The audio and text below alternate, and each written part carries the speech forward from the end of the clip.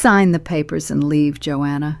You are just an unemployed housewife, and this house was never yours. This cold, mocking betrayal was her only reward for 25 years of building his multi-million-dollar empire. He stole her designs, turned her children against her, and cast her out into the freezing rain. But his cheap triumph is about to shatter. Hidden inside an abandoned greenhouse, locked within a copper seed cabinet, lies a forgotten weapon, a decades-old secret that will bring this parasite to his knees before sunset. Prepare to witness his complete undoing. Before we unveil tonight's secret, take a moment to subscribe. Tomorrow, we're opening a brand new case file with a story you won't want to miss. Joanna stood on the wet gravel driveway of the estate she had spent her life maintaining, watching 3 hired movers load the last of her belongings into a plain white van. They weren't being careful. They handled her books, her old sketch pads, and her mother's botanical drawings with the detached carelessness of people clearing out a foreclosed property. They weren't even packing them into a moving truck to be taken to a new apartment.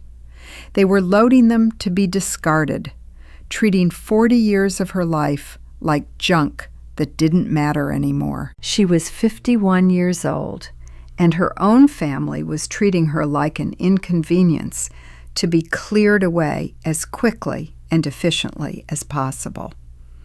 "Joanna, you really need to step back now," Marcus said, his voice flat and businesslike, the same tone he used with difficult contractors at his firm. He was 53, her husband of 25 years, the man she had supported through every late-night panic and every financial risk when he was starting out. And he couldn't even meet her eyes. The new landscaping crew is arriving at noon to clear the old garden. It'll just be awkward for everyone if you're still standing here. Awkward. That was the word he chose. Not tragic, not heartbreaking, not unjust, just awkward. Joanna looked at the house, a grand, modern structure of concrete and glass that she had designed alongside him, even if her name had never been allowed on the patents or the deeds. She had lived there since their son was born, tending to every corner, making it warm, making it a home. She had never asked for recognition, believing that their shared life was her reward. But 3 months ago, Marcus had filed for divorce. With the help of the city's most expensive lawyers, he had successfully argued that because Joanna had taken a 20-year break from her professional license to raise their children, she had contributed nothing of financial value to the estate. The court had agreed. Her verbal agreements with Marcus meant nothing in the eyes of the law. She had no legal right to the home, no right to the business, and no right to the legacy she had built. Her children could have stood by her. They could have testified to the hours she spent drafting plans at the kitchen table, or the nights she stayed up managing the company's early books. Instead, they had shrugged, accepting their father's explanation that she was unstable and unable to handle the reality of a modern business. They had simply stopped calling, stopped visiting, treating her as if she was already gone, already erased from their lives. "Where exactly am I supposed to go, Marcus?" Joanna asked quietly, her voice steady despite the tightness in her chest. Her 22-year-old son, standing near the garage, looked at her with barely concealed irritation. "Mom, we've been over this. You can't stay with any of us. My apartment is too small, and Chloe is starting her residency. We're not being mean, we're being realistic. You should have applied for a smaller studio downtown weeks ago." "I did apply," Joanna said. looking at her son's cold, unfamiliar face. "There is a 6-month waiting list. I told you that." "Well, that's not our fault, is it?" Marcus snapped, his patience completely exhausted. "You should have planned better, Joanna. You should have kept your license active, instead of just letting things slide. This is what happens when you live your life without thinking ahead. Actions have consequences." The words landed like physical blows. They blamed her for being poor, blamed her for not having savings, blamed her for the crime of having devoted every hour of her life to raising them instead of building a financial fortress to protect herself from them. "I have somewhere to go," Joanna said suddenly, the words forming before she had fully processed them. Desperation created a survival plan in real time. "My mother's old glass greenhouse on the edge of town. The land is still in her estate's name. I will stay there." Marcus actually laughed, a dry, mocking sound. "That old ruin? Joanna, that place has been abandoned for 15 years. There's no electricity, the roof is half broken, and the land is practically a swamp. You can't live there." "I'm not asking for your permission, Marcus," Joanna said, her voice dropping to a register that made both of them stop. "I'm telling you where I'll be. If you ever decide you care what happens to the woman who built your life, you'll know where to find me. But I won't hold my breath." She picked up the handle of the small plastic bin, the only things they had agreed to let her keep, and began walking down the long, wet driveway. She didn't look back. She didn't want to see their relief. Behind her, she heard Marcus's voice, carrying clearly through the damp morning air. "Let her go. Give her a week in that swamp. She'll sign the settlement papers the moment she realizes she can't handle the cold."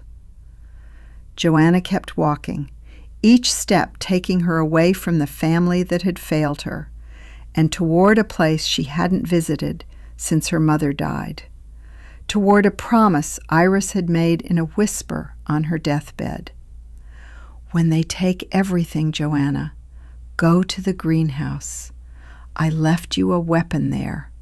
Promise me you'll remember." The 3-mile walk from the manicured lawns of the suburbs to the rural edge of town felt longer than any journey Joanna had ever taken. A distance that would have taken 5 minutes in Marcus's luxury car now had to be measured in the ache of her lower back, the burning of her calves, and the slow, steady accumulation of mud on her boots. She carried the 2 heaviest plastic bins by their thin, molded handles.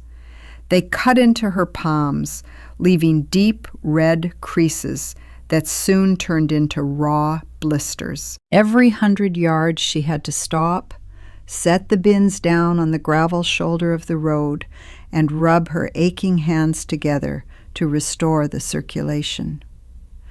The rain had slowed to a heavy, clinging mist that coated her hair and eyelashes in tiny, freezing beads.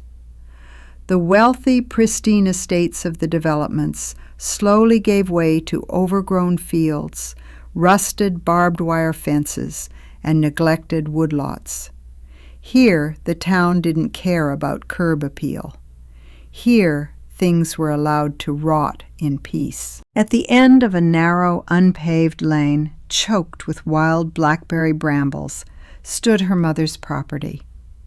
The main house was long gone, demolished years ago after a severe winter storm collapsed the roof.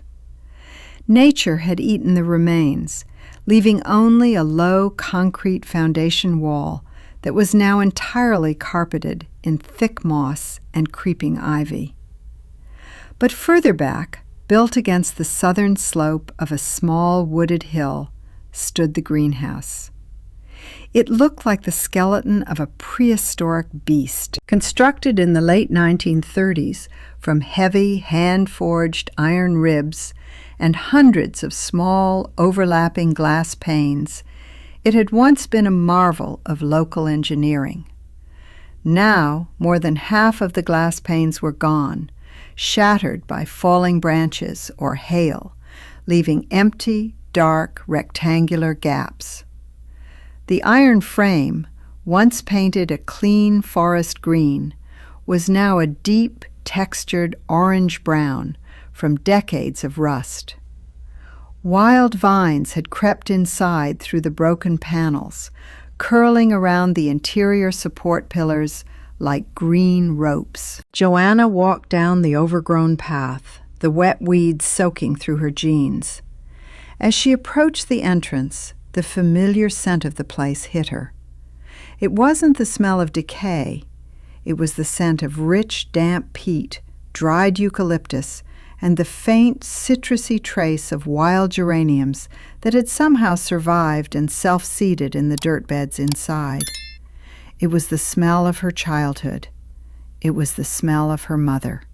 She stopped in front of the heavy wooden door. It was warped by moisture, swollen tight into its iron frame. A thick brass padlock hung from the latch, covered in a dull green patina. Joanna reached into her coat pocket and pulled out a small, flat brass key on a faded blue ribbon.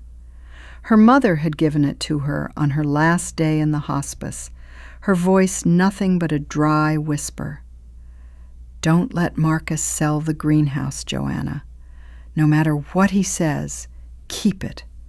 The lock knows your key." At the time, Joanna had thought it was just the rambling of a dying woman clinging to her old memories. She had kept the key in her jewelry box for 15 years, a useless memento. Now her hands shook as she cleared a spider web from the padlock and pressed the key into the keyway. It didn't turn. The lock was seized, frozen solid by 15 years of winter frost and summer humidity. Joanna tried to force it, using both thumbs to twist the small key, but the metal began to bend. Panic, cold and sharp, rose in her chest. If she couldn't open this door, she would be spending the night in the open air, in the freezing mist, with nothing but her plastic bins. "Please," she whispered, her voice cracking in the quiet, empty field. "Please, Mom." She looked around and found a heavy, smooth river stone near the foundation. Holding the padlock steady with her left hand, she struck the body of the lock with the stone. Once, twice, 3 times. A shower of rust flakes fell onto her boots. She fitted the key back into the keyway, took a deep breath, wrapped her wet sleeve around her hand for grip, and twisted. With a loud metallic crack that sounded like a gunshot in the silent valley, the lock yielded. Joanna dropped the stone and pulled the heavy brass shackle free. She grabbed the rusted iron handle of the wooden door, braced her foot against the stone foundation, and pulled with everything she had. The wood groaned, scraping against the dirt floor inside, resisting her for a long, agonizing second before finally giving way. A gust of warm, still air rushed out to meet her. It was heavy, earthy, and silent. Joanna stepped over the threshold, pulling her plastic bins inside, and closed the heavy door behind her, shutting out the cold, gray world. The interior of the greenhouse was a cathedral of muted light and damp silence. Though more than half of the glass panes above were broken, enough remained intact to trap the pale afternoon light, creating a hazy, silver-green glow. The air was still and carried a surprising warmth, heated by the greenhouse effect that survived despite the neglect. Long wooden workbenches, grayed and splintered with age, ran down the center of the space. Stacked beneath them were hundreds of terracotta pots, nested together like matching shells, covered in a fine white crust of mineral deposits. Joanna set her plastic bins down on the damp brick floor. The silence here didn't feel lonely. It felt protective. For 25 years, her life had been governed by the strict, demanding schedules of Marcus's social calendar, the constant hum of the dryer, and the sharp, critical tone of a husband who expected perfection. Here, there was only the slow, rhythmic drip of rainwater landing on large, wild ferns that had taken root in the old soil beds. She walked deeper into the structure, her boots crunching softly on the moss-covered gravel. At the very back, where the brick wall met the hillside, the vegetation was thickest. A dead passion flower vine, its thick woody stems looking like twisted rope, had completely draped itself over a tall rectangular object. Joanna reached out and began tearing the dry, brittle vines away. Beneath them sat her mother's seed cabinet. It was a massive industrial piece of furniture made of heavy sheet copper that had oxidized over the decades into a striking, dusty sea green. Unlike wood, which would have rotted in the damp air, the copper had stood firm, protecting whatever lay inside its multiple drawers. In the center of the cabinet, where a standard latch should have been, was a heavy brass dial lock, the kind used on old-fashioned safes. Joanna stared at the circular dial. The brass was dull, the numbers almost worn away by her mother's fingers over decades of use. She closed her eyes, trying to recall her mother's final words. The day of your beginning. She had always assumed her mother was being poetic, speaking of her own birth. Joanna placed her hand on the cold metal dial. She turned it to the left, stopping at the number 10. She turned it to the right, past 0, stopping at 14. Then she turned it left again, aligning the pointer with 74. October 14th, 1974, the day she was born. She pressed her thumb against the heavy brass latch. For a moment, nothing happened. Then, deep inside the copper cabinet, a heavy iron bolt slid back with a dull, satisfying clack. Joanna let out a breath she hadn't realized she was holding. She pulled the latch, and the heavy copper doors swung open on silent, well-greased hinges.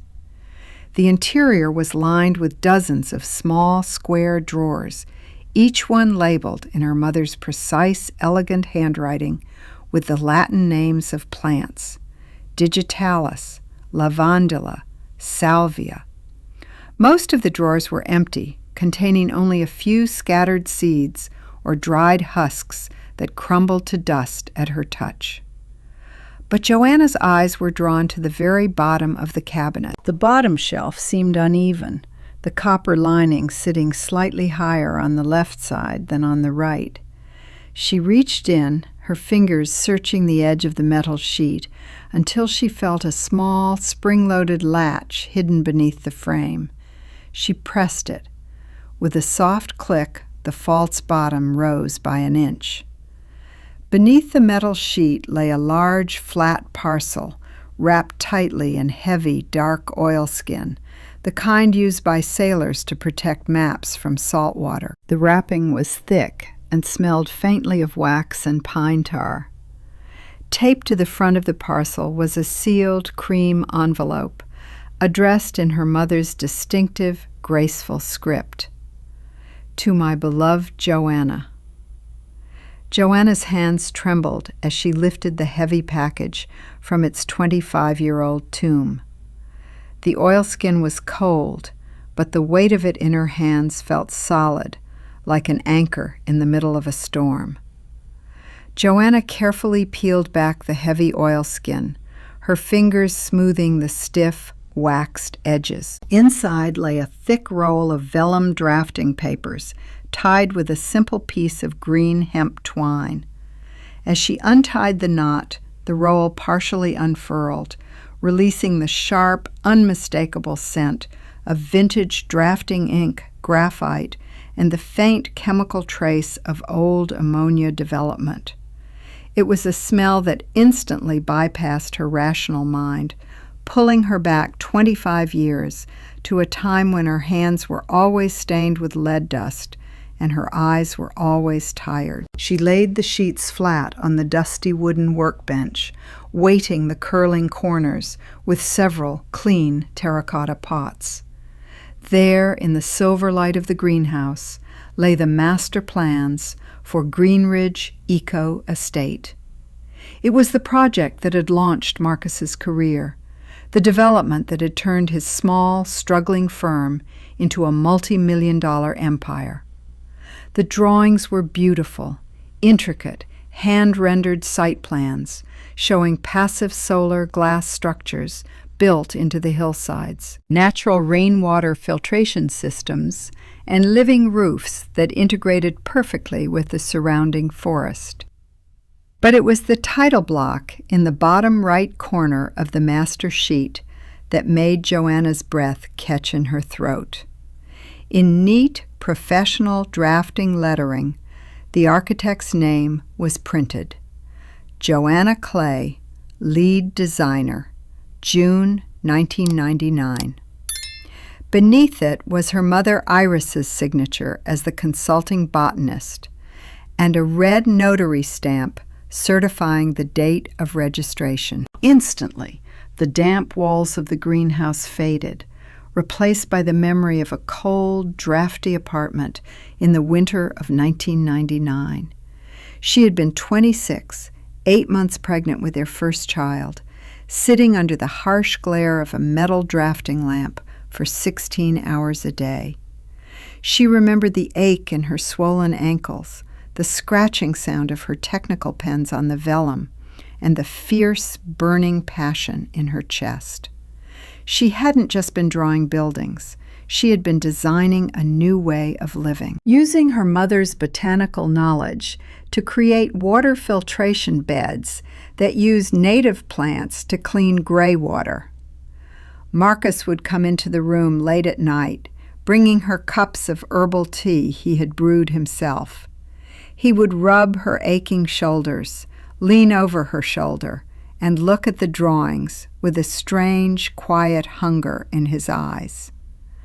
"We're going to change the world, Joey," he would whisper, pressing a warm kiss to her temple. "You and me, partners in everything. I'll handle the clients, the permits, the ugly business stuff. You just focus on the art." She had trusted him completely. She had handed him her heart, her future, and her drawings. But 3 months later, after their son was born, Joanna found herself drowning in the exhausting, overwhelming fog of postpartum depletion. She was tired, isolated, and vulnerable. When she asked Marcus about the registration of the Greenridge patents, he had sat on the edge of her bed, taken her hands in his, and spoken with a voice dripping with gentle, patronizing concern. "Darling, the business world is brutal," he had said, his face a mask of loving worry. "The developers, the lawyers, they're wolves. You're too sensitive, too fragile for that kind of stress right now. Your mind needs to heal, Joey. Let me put the patents under my name, just to protect us. You focus on being a mother. That's your real masterpiece." Over the next 20 years, that gentle concern slowly morphed into a quiet, systematic campaign of erasure. Every time she suggested returning to work, Marcus would remind her of her anxiety. Every time she pointed out a design flaw in his new projects, he would kiss her forehead and tell her she was being hysterical and overstressed. He built a fortress of wealth and prestige on his stolen intellect, while slowly, brick by brick, building a prison of self-doubt around her mind. Now, standing in her mother's ruined greenhouse, Joanna looked at her own signature on the 25-year-old Vellum. The anxiety, the depression, the self-doubt, they hadn't been her failures. They had been his design. He had spent a quarter of a century gaslighting her into believing she was weak, simply because he was terrified of what would happen if she ever realized how strong she actually was. Joanna picked up the cream envelope. The paper was heavy, textured linen, still carrying the faint, sweet scent of dried lavender that her mother had always kept in her writing desk. Her fingers shook slightly as she broke the wax seal, unfolding the thick sheet inside. "My dearest Joanna," the letter began, the elegant, slanted handwriting as familiar to her as her own reflection. "If you are reading this, it means the illusion has finally shattered. It means Marcus has done exactly what I always feared he would do. He has taken everything you built and cast you out when he no longer had a use for your silence. My only regret in leaving this world was that I couldn't force you to see the truth while I was still there to stand beside you. But you were so deeply in love, Joanna, and love makes us blind to the wolves at our tables." Joanna leaned against the wooden workbench, a single tear escaping her eye and landing on the dusty brick floor. "I knew what Marcus did in 1999, the letter continued. I had the original copies of your designs, but when I confronted him, he showed me his true face. He threatened me. He told me that if we tried to fight him, he would use his father's political connections and his new corporate lawyers to have you declared mentally unfit. He threatened to take your baby away, Joanna. He knew you were exhausted, suffering from postpartum depression, and he was fully prepared to use your vulnerability to destroy you. To protect you and to protect my grandson, I chose to play the long game. I hid the truth where he would never think to look, in my sanctuary." Joanna's hand went to her mouth, her chest heaving with a silent sob. All those years, her mother hadn't been distant or indifferent. She had been a shield, keeping a monstrous secret to protect Joanna from a man who would have destroyed her sanity just to keep his stolen crown. "But I did not just hide your drawings, Joey," Iris had written, using the childhood nickname that made Joanna's heart ache. "I gathered weapons." Joanna reached back into the oilskin package. Beneath the vellum blueprints lay a smaller blue paper folder. She opened it to find a thick, multi-page document bound by a legal staple. It was a sworn, notarized affidavit dated September 2002. At the bottom of the page was the signature of Harold Wilson. Joanna remembered Harold. He had been the chief structural engineer for Marcus's firm during the early years, a quiet, gray-haired man who had always looked at Joanna with a strange, pitying sadness before he abruptly retired and moved to Oregon. She read the legal text, her eyes scanning the precise, cold paragraphs. "I, Harold Wilson, do hereby depose and state under penalty of perjury that the structural plans for the Green Ridge Eco Estate, registered under the sole authorship of Marcus Clay, were entirely the original intellectual property of Joanna Clay, née Joanna. In December 1999, I was personally instructed by Marcus Clay to remove Joanna Clay's name from the digital CAD files and replace it with his own before submitting the plans to the City Planning Commission. When I questioned this, Marcus Clay informed me that his wife was mentally unstable and had agreed to relinquish all rights to the designs. I now know this to be false. I make this statement of my own free will, racked by guilt for my participation in this fraud. Attached to the affidavit were photocopies of the original digital file metadata from 1999, showing the exact date and time the author name had been changed on the office computers, along with a copy of a private bank transfer from Marcus to Harold's personal account, labeled as a retirement bonus. Joanna clutched the papers to her chest. She wasn't crazy. She wasn't an unstable housewife who had lived a useless life of dependency. She was the architect of the city's most famous green development, and she held the documented proof of a massive 25-year-old corporate fraud that could dismantle Marcus's entire career. Joanna did not cry again. The tears had washed away the last traces of the helpless, doubt-ridden woman Marcus had spent decades constructing. In her place stood a designer. And a designer knew that before you could build anything new, you had to clear away the debris. She spent the next 3 days in a fever of focused physical labor.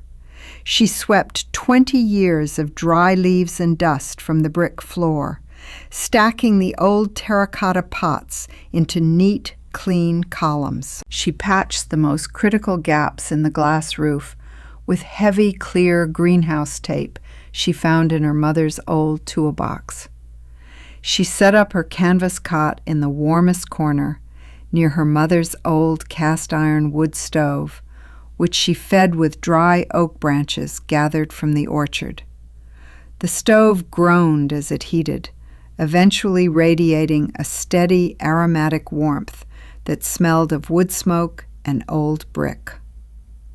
By the 4th day, the greenhouse was no longer a ruin. It was her headquarters. But Joanna understood the world Marcus inhabited. It was a world of sharp angles, expensive fabrics, and calculated appearances. If she marched into his kingdom looking like an evicted, homeless woman living in a swamp, they would dismiss her before she could even speak. They would see her appearance as proof of her instability. She needed armor.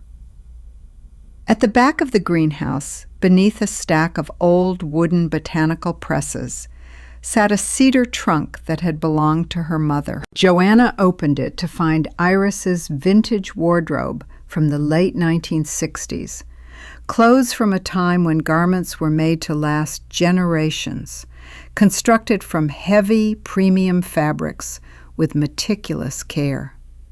She pulled out a long, double-breasted coat made of dense, structured virgin wool in a deep, rich forest green, and a matching emerald silk dress.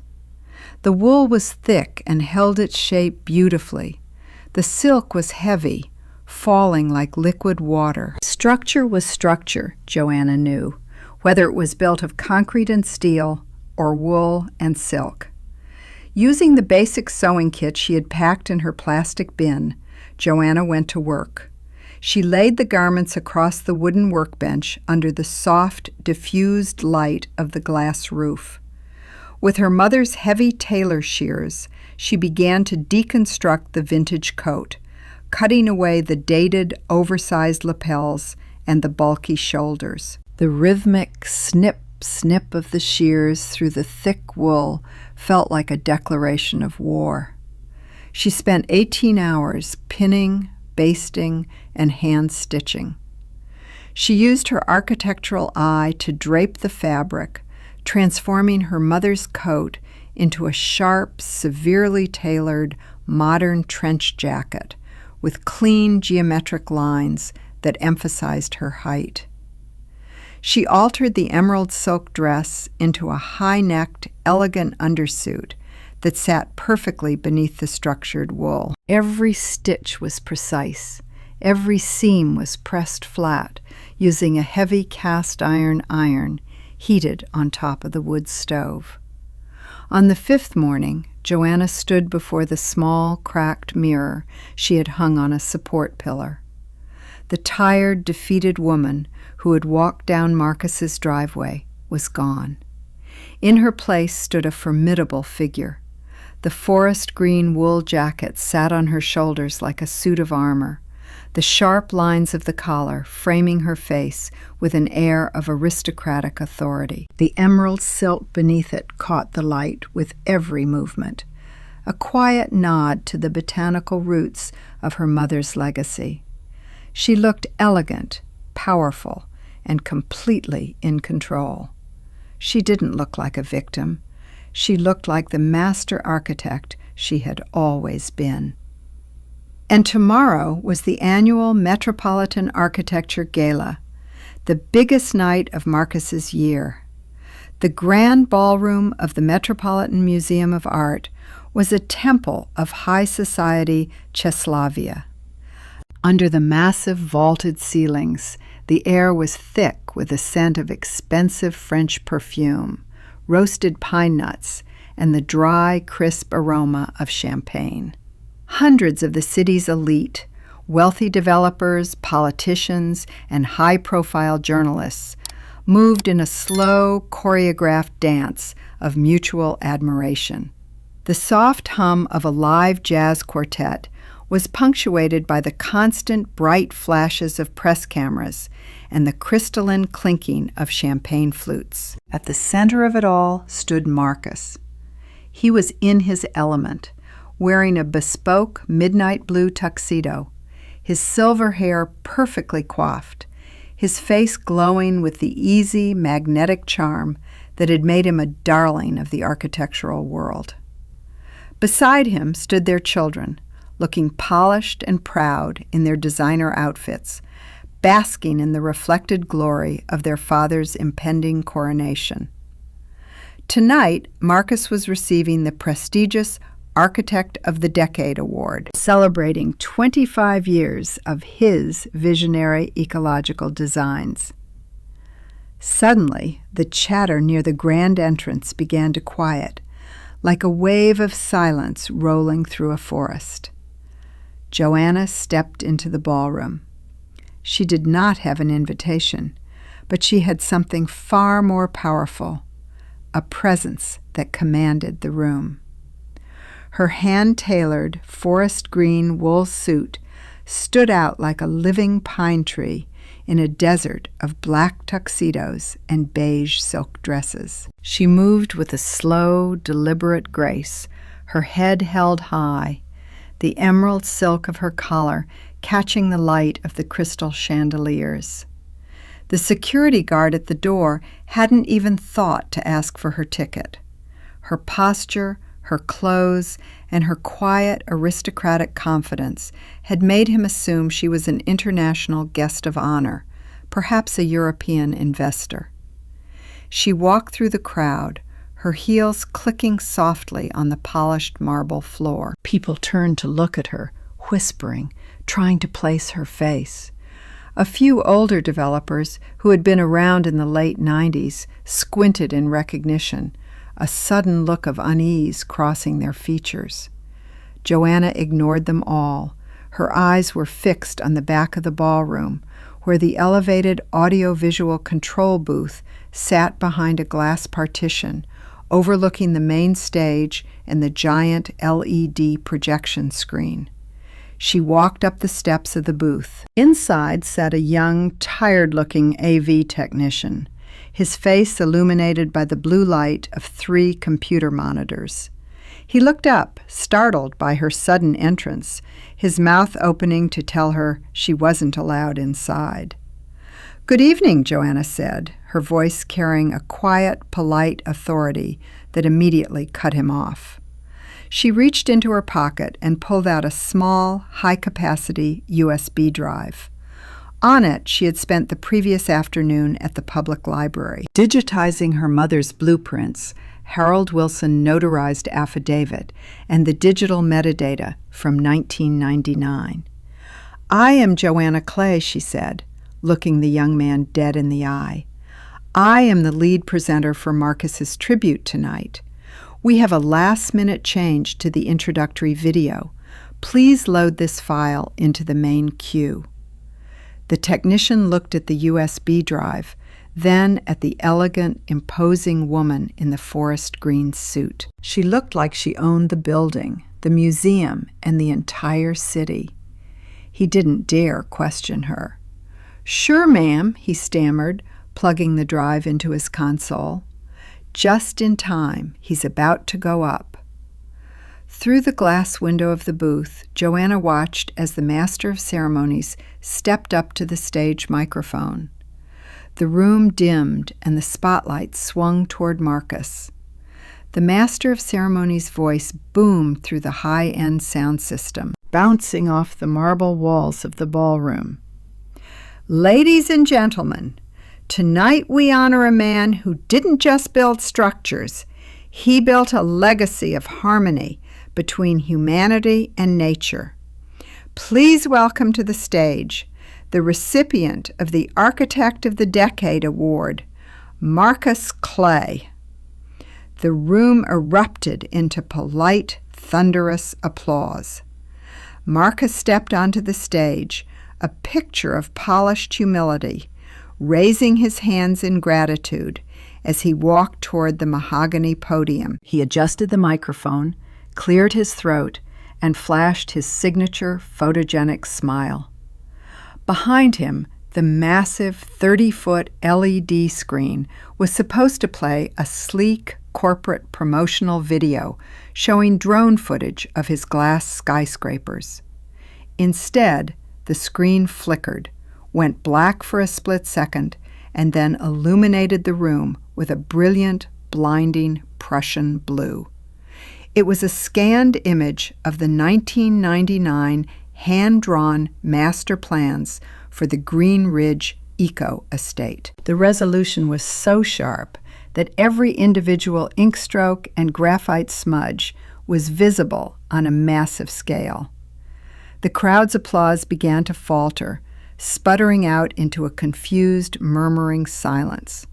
Marcus, sensing the sudden change in the room's energy, glanced over his shoulder. His smile froze. The color drained from his face, leaving his skin looking ash-gray under the warm stage spotlights. Before he could react, the image on the screen zoomed in, magnifying the bottom right corner of the master sheet. The title block filled the entire 30-foot screen, displaying the name in neat, hand-drawn letters. Joanna Clay, Lead Designer, June 1999. Below it, the red notary stamp and Iris's botanical consultation signature were shown in devastating detail. The silence in the ballroom became absolute. It was a heavy, suffocating silence of 500 people holding their breath. Then the screen transitioned. The blueprints disappeared, replaced by the scanned pages of Harold Wilson notarized Affidavit. The text was highlighted, the words appearing in giant, unmissable black font. I was personally instructed by Marcus Clay to remove Joanna Clay's name from the digital CAD files. Marcus Clay informed me that his wife was mentally unstable. I now know this to be false. A collective gasp rippled through the audience. Joanna stepped out from the technical booth, walking slowly down the carpeted stairs into the main hall. She had taken a lapel microphone from the AV console, and her voice now cut through the silent ballroom with the quiet, razor-sharp clarity of a surgeon's scalpel. 25 years ago, Marcus, Joanna said, her voice echoing perfectly from the speakers, you told this town that I was too fragile to handle the business world. You told the court that I was an unstable dependent who had contributed nothing of value to your firm. You took my name off the designs, you took my mother's ecological research, and you built a multi-million-dollar empire on my stolen intellect. She walked down the center aisle, the crowd parting before her forest green wool suit like the Red Sea. Marcus stood behind the podium, his knuckles white as he gripped the wood, his eyes wide with a mixture of terror and fury. "Joanna," he stammered, his voice cracking into the microphone, his polished facade fracturing in real time. This is a private matter. You are clearly unwell. Someone, security, please escort this woman out." But the security guards didn't move. They, like everyone else in the room, were staring at the giant screen where the digital metadata of the 1999 CAD files was now playing, showing the exact moment Marcus's user profile had deleted Joanna's name from the project files. "I am not unwell, Marcus," Joanna said, stopping just 10 feet from the stage, looking up at him with a calm, terrifying dignity.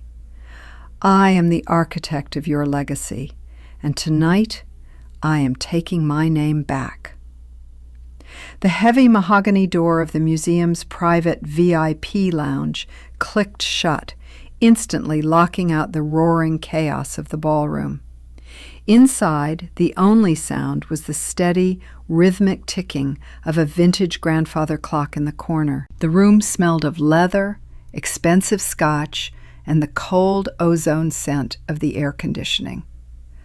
Marcus was pacing the Persian rug like a caged animal, his hands trembling as he ripped his black bow tie from his collar, throwing it onto a leather armchair.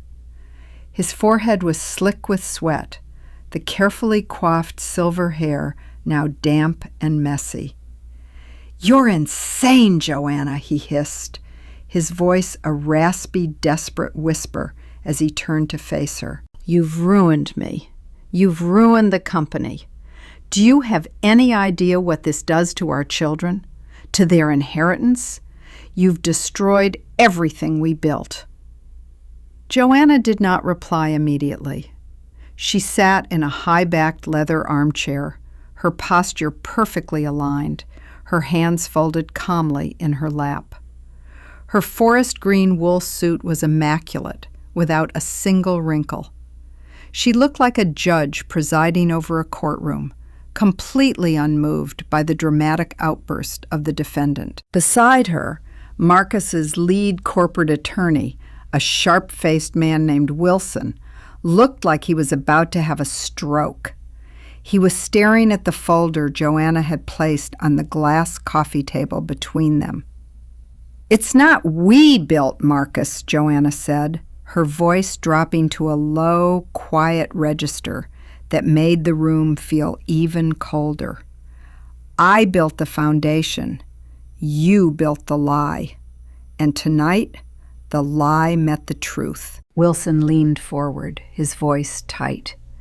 "Mrs. Clay, Joanna, if these documents, Harold Wilson Affidavit and the metadata files, are released to the press or the federal prosecutors, it won't just destroy Marcus's reputation. It's corporate fraud. It's forgery. It's a criminal offense. The board of directors will have no choice but to terminate him, and the state will open a grand jury investigation." "I know," Joanna said simply. Marcus stopped pacing, his chest heaving as he stared at her, trying to find a crack in her armor, some trace of the compliant, easily manipulated wife he had controlled for 25 years. He found nothing. "What do you want, Joanna?" he pleaded, his voice cracking, the arrogance completely gone. "Money? Name your price.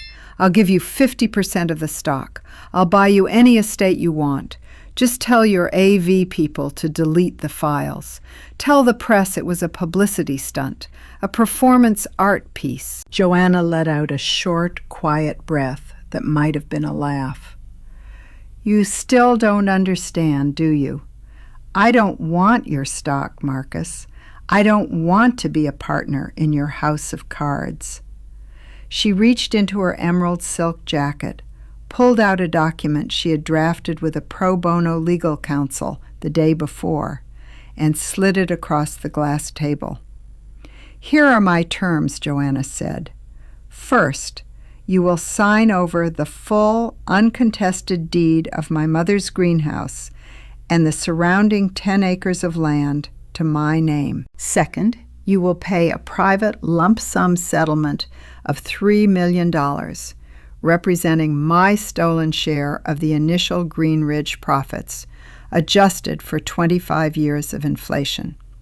If you sign, I will withhold the affidavit from the federal prosecutors, and I will let your board of directors spin whatever retirement story they want to save your company from immediate bankruptcy." Wilson grabbed the document, scanning the pages rapidly. He looked up at Marcus, his face grim. "Sign it, Marcus," the lawyer whispered. "What?" Marcus gasped, looking betrayed. "Wilson, she's taking my liquid cash. She's taking the land." "If you don't sign this, Marcus," Wilson said, his voice flat, "you'll be facing 5 to 10 years in a federal penitentiary for corporate forgery and tax evasion based on those 1999 filing dates. Your company will be worth 0 by tomorrow morning. Sign the paper." Marcus stared at the document, then at Joanna. His hand shook as he reached into his vest pocket and pulled out his expensive Mont Blanc pen. The click of the pen was the loudest sound in the room. He signed his name on the dotted line, his signature jagged, ugly, and defeated. He slid the paper back across the table. He looked small now, 30 years older, a man stripped of his stolen facade. Joanna picked up the document, checked the signature with a practiced eye, and stood up. She did not say goodbye.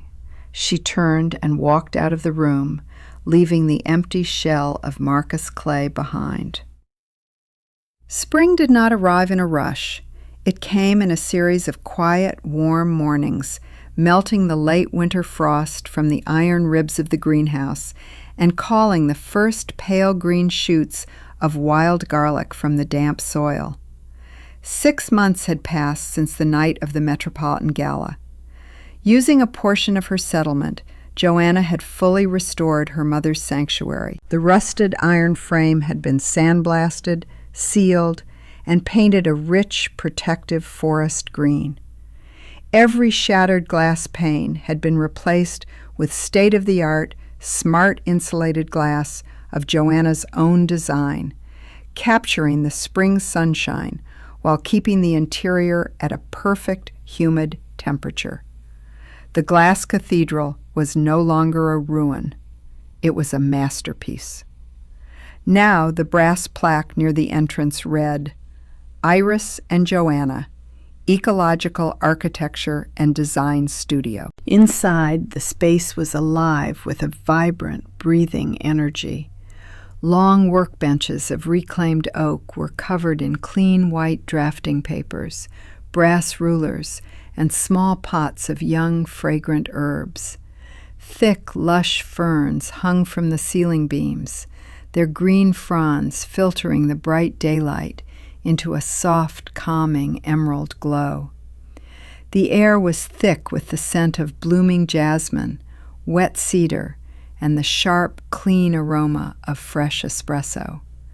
But Joanna hadn't built this place to be a solitary office. At the other end of the benches, 3 women, each of them in their late 40s and early 50s, women who had recently gone through devastating divorces or career displacement, were hunched over a massive wooden layout table. They were laughing quietly as they discussed the placement of a living roof on a new community center design, their pencils scratching softly against the paper. Joanna had created a safe, funded mentorship program, a space where women who had been made to feel invisible could reclaim their professional licenses, learn sustainable design, and rebuild their lives under the warm glass of her mother's legacy. Joanna stood at her own drafting table, wearing a simple linen shirt with her sleeves rolled up, her hands stained with dark graphite and rich, dark peat soil. She had been planting a tray of wild irises, her mother's favorite, into a miniature clay model of a park. At 51, she had never felt more beautiful or more alive. Her skin was warm from the sun, her eyes were bright, and the constant suffocating fog of anxiety that Marcus had spent 25 years cultivating in her mind had vanished completely, replaced by the deep, steady peace of a woman who knew exactly who she was. She was no longer the shadow behind a powerful man's crown. She was the light. As she leaned over her drawings, the soft, distant sound of a car engine turning down the long, unpaved gravel lane broke the quiet hum of the studio. The sound of tires on the wet gravel lane had a different weight now. It no longer carried the threat of eviction, but the quiet, awkward approach of people who knew they had made a catastrophic moral error. Through the clear glass panels of the greenhouse, Joanna watched a sleek sedan pull to a stop. The doors opened, and her son and daughter stepped out. They were dressed in expensive, casual designer clothes, but their movements were stiff, hesitant. Her daughter held a large, extravagant bouquet of imported peach roses, the kind of flowers you buy at an airport florist when you're trying to make up for a missed birthday. They looked around the blooming, vibrant estate with wide, astonished eyes, taking in the restored ironwork, the lush greenery, and the three women working peacefully at the drafting tables. As they opened the heavy wooden door, the scent of their hothouse roses collided with the wild, earthy aroma of the blooming jasmine inside. "Mom?" her daughter said, her voice carrying a nervous, high-pitched pitch that Joanna recognized instantly. It was the voice she used when she wanted something. "Oh my God, Mom, this place it's incredible. We saw the article about you in Architectural Digest last week. We were so proud." Her son stepped forward, a wide, practiced smile on his face, his arms opening for a hug. "We had to come see it for ourselves. We've been telling everyone at the office that our mom is the mind behind the Green Ridge designs. It's been crazy, Mom. We're so happy for you." Joanna stood behind her drafting table. She did not smile. She did not open her arms. Instead, she calmly raised her right hand, palm outward, stopping them a foot away from her. The gesture was not violent, but it carried the absolute, unyielding structural strength of a concrete retaining wall. Her children froze, their smiles faltering, their arms dropping awkwardly to their sides. "Don't," Joanna said, her voice quiet, steady, and completely devoid of anger. "Mom?" her daughter stammered, holding out the peach roses like a shield. "We came to celebrate with you. We wanted to take you out to lunch. The press has been asking us for statements about the company's restructuring, and we wanted to make sure we were all on the same page. You know, show a united front." "A united front," Joanna repeated, the words tasting like ash in her mouth. "Where was the united front 6 months ago, when I was standing in the rain on your father's driveway, holding my boxes?" Her son looked down at his polished leather shoes, his jaw tightening. "Mom, we were in a tough spot. Dad was paying my tuition, and Chloe's residency, we didn't know the full story. We thought you were having a breakdown. That's what Dad told us." "You chose to believe him because his lie was convenient," Joanna said, looking at them with a mixture of profound sadness and hard-won clarity. "You chose to believe I was unstable because it spared you the discomfort of standing up to his wealth. It was easier to watch me walk away with nothing than to risk your own comfort. You didn't just watch me get evicted, children. You helped him erase me. "Mom, please," her daughter began to cry, the tears smudging her expensive makeup. "We're sorry. We made a mistake. We want to make it right now. Can't we just go back to the way things were?" "No," Joanna said. "We cannot go back. Because the woman you left on that driveway is dead.